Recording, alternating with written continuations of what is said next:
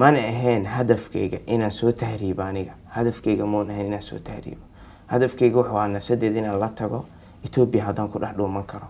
aan caafimaad meeshaas nabad ka helayo iyo waxbarasho aan meeshaas aan joogo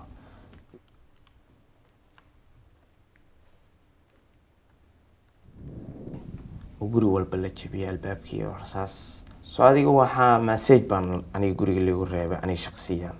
Fahad ahaan message baa la reebay message kaas oo ah in aan la shaqeeyo mas'aan ka mid noqdo ururka kuwii baa markaa waxay isku dayeen inay igu qasbaan aniga la shaqeeyo anigana oo nin arday baan ahaa diin iyo aqoon nooc kasta waan bartay alxamdulillah markii waxaan go'aansaday anuna ciideedu sheegin familkayga aabahay iyo hooyada iyo dhamaan inaan aabahay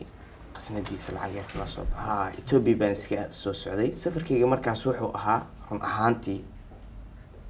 wuxuu ahaa inaan xamar nafsadeedu kala baxo sababta aan familkayga ugu sheegayno waxay ahayd dadkaasi aniga message-kii reebay Somalia meesha aniga ka imaada qaasatan waxaa jira wax la yiraahdo dadkani adiga haddii lagu waayo familkaada wareysi mas'uul bixin laga helo meelaha joogtid in familkaada qofka kamid la afduubto si adil lagu helo fahmaysaa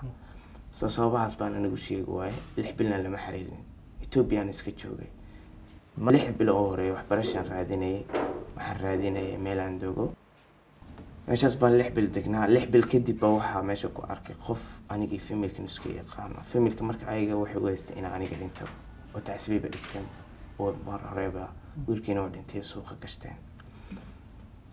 6 bil kadib markii familka ogaaday anigana aan ku daalay noloshii aad sabab aan helin waxbarasho deegaan fiican aan dhalinyaro badan meesha ku bartay oo Soomaaliyeed oo hadafkoodii ahaa tahriib inay u baxaan